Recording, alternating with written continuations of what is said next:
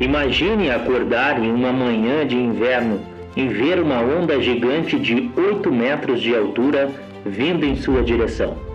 Agora imagine que essa onda não é de água, mas sim de melaço. Parece absurdo? Pois em 15 de janeiro de 1919, isso aconteceu de verdade na cidade de Boston, nos Estados Unidos, em um dos desastres mais bizarros e inusitados da história moderna. Bem-vindos a mais um episódio do História Bizarra.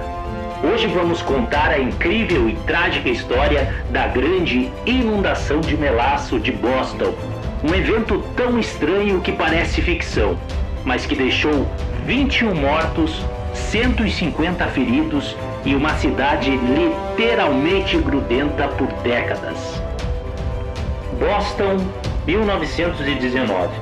A Primeira Guerra Mundial havia acabado recentemente. Os Estados Unidos viviam um período de prosperidade econômica e transformações sociais. O país estava prestes a entrar na chamada Era do Jazz e também se preparava para a Lei Seca, que proibiria a fabricação e venda de bebidas alcoólicas a partir de 1920. Nesse contexto, as destilarias trabalhavam a todo vapor para produzir o máximo de álcool possível antes da proibição. Uma dessas empresas era a Purity Distilling Company, localizada no bairro de North End, uma área densamente povoada por imigrantes italianos desde 1630. O melaço não era apenas um adoçante popular na época, mas também a principal matéria-prima para a produção de rum e álcool industrial, que por sua vez era usado na fabricação de munições durante a guerra. Para armazenar todo esse melaço, a Purity Distilling Company construiu um tanque gigantesco no porto de Boston.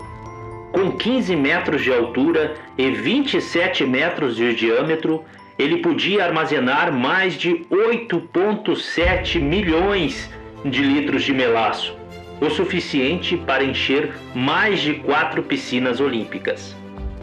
Mas havia um problema sério. O tanque foi construído às pressas e com materiais de baixa qualidade para economizar dinheiro. As paredes eram finas demais. O aço não tinha manganês suficiente para garantir resistência e não foram realizados testes básicos de segurança. O tanque vazava tanto que os moradores locais costumavam levar garrafas para coletar o melaço que escorria pelas rachaduras. A empresa, em vez de consertar o problema, simplesmente pintou o tanque de marrom para disfarçar os vazamentos. 15 de janeiro de 1919. Era um dia estranhamente quente para o inverno de Boston, com temperatura de 4 graus Celsius. Nos dias anteriores, a temperatura havia chegado a menos 17 graus, mas o súbito aumento causou um fenômeno perigoso. Com o aumento da temperatura, o melaço congelado começou a descongelar e se expandir.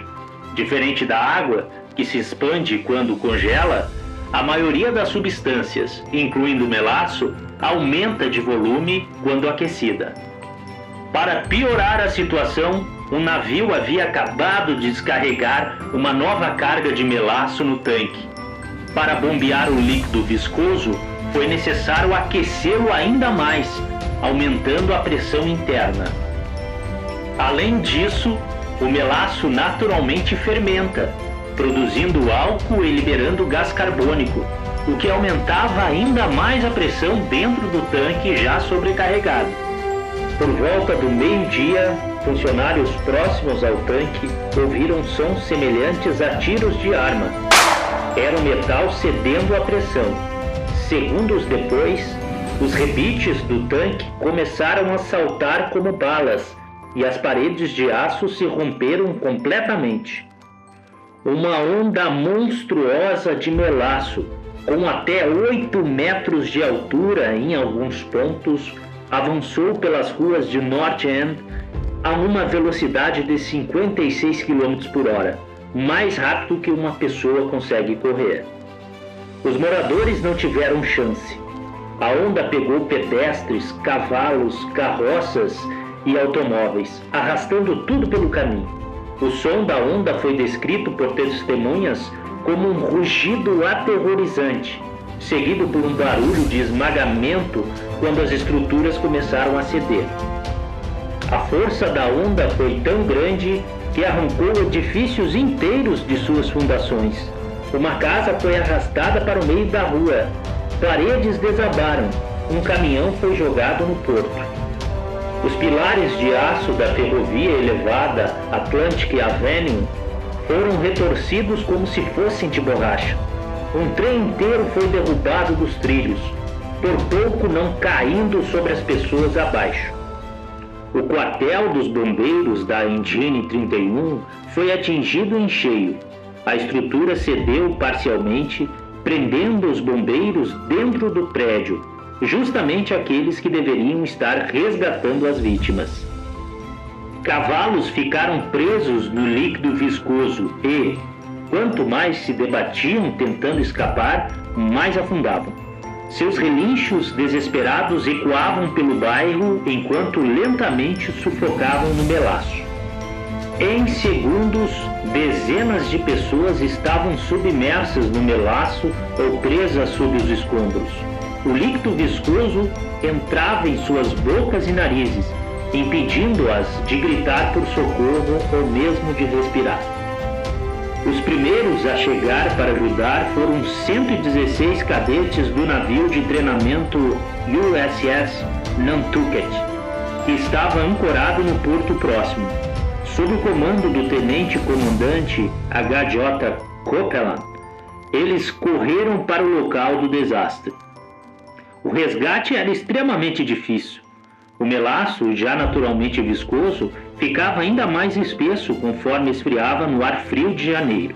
Socorristas afundavam até os joelhos e tinham dificuldade para se mover. Médicos improvisaram um hospital de campanha em um edifício próximo. As vítimas chegavam cobertas de melaço, muitas com ossos quebrados, outras sufocando no líquido pegajoso que obstruía suas vias respiratórias. Bombeiros tentaram usar mangueiras para lavar o melaço das ruas, mas a substância era tão espessa que a água tinha pouco efeito. Eventualmente, eles tiveram que usar água salgada do porto e areia para tentar absorver o líquido. As buscas por sobreviventes e corpos duraram 4 dias. Algumas vítimas só foram encontradas dias depois, quando o melaço começou a se dissolver o suficiente para revelar os corpos. Entre os feridos, muitos sofreram hipotermia, pois o melaço frio roubava o calor de seus corpos.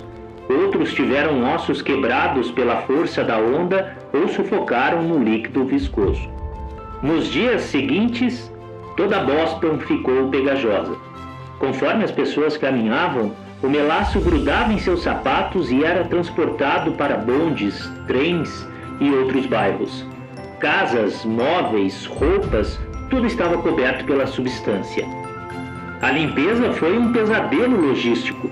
Foram necessárias 87 mil horas de trabalho para limpar as ruas. Trabalhadores usavam pás, baldes, mangueiras e até serragem para absorver o melaço.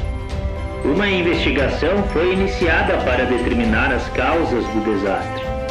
A United States Industrial Oil Company, proprietária da Purity Distance, imediatamente tentou se esquivar da responsabilidade. A empresa alegou que o tanque havia sido explodido por anarquistas, uma acusação conveniente no contexto do Medo Vermelho que se espalhava pelos Estados Unidos após a Revolução Russa. Mas as evidências apontavam para a negligência. Arthur Gell, o supervisor responsável pela construção do tanque, havia ignorado testes básicos de segurança. Ele nunca encheu um tanque com água para verificar vazamentos antes de enchê-lo com melaço. Após 3 anos de batalha judicial, a justiça finalmente decidiu contra a empresa. Foi um caso histórico. pois pela primeira vez uma corporação foi considerada responsável por um desastre industrial, estabelecendo um precedente importante. A companhia foi condenada a pagar $600 mil em indenizações, equivalente a cerca de 9 milhões de dólares atuais, às vítimas e suas famílias. Foi uma vitória significativa para os direitos dos consumidores e trabalhadores. A empresa decidiu não reconstruir o tanque. Hoje, o local abriga um complexo recreativo, com um parquinho infantil e campos de bocha e beisebol. Uma pequena placa comemora o trágico evento. Por décadas, em dias quentes de verão, os moradores de Boston diziam que ainda podiam sentir o cheiro doce de melaço no ar. O evento entrou para o folclore local, com a expressão "mais lento que melaço em janeiro", se tornando um ditado popular. O desastre levou a mudanças significativas nas regulamentações de segurança industrial. Novos códigos de construção foram implementados e testes rigorosos passaram a ser exigidos para tanques de armazenamento. Em 2016, quase um século após o desastre, cientistas da Universidade de Harvard finalmente explicaram por que a onda de melaço foi tão mortal. A viscosidade do melaço, sua resistência ao fluxo, aumenta drasticamente conforme esfria. Inicialmente, o melaço aquecido flui rapidamente como água, permitindo que a onda atingisse alta velocidade. Mas ao entrar em contato com o ar frio, rapidamente se tornou mais viscoso, prendendo as vítimas como se fosse concreto líquido. A grande inundação de melaço de Boston foi uma tragédia que combinou falhas humanas, física básica e circunstâncias extraordinárias. As 21 pessoas que perderam suas vidas naquele dia foram vítimas não apenas de um acidente bizarro, mas da ganância corporativa e da negligência com a segurança. Hoje, mais de 100 anos depois, poucos visitantes de Boston conhecem essa história extraordinária. O parque onde crianças brincam foi palco de um dos desastres industriais mais estranhos da história americana. Este foi mais um episódio do História Bizarra. Se você gostou, não se esqueça de se inscrever no canal e ativar o sininho para receber notificações dos próximos vídeos. Até a próxima, com mais histórias incríveis que parecem mentira, mas aconteceram de verdade.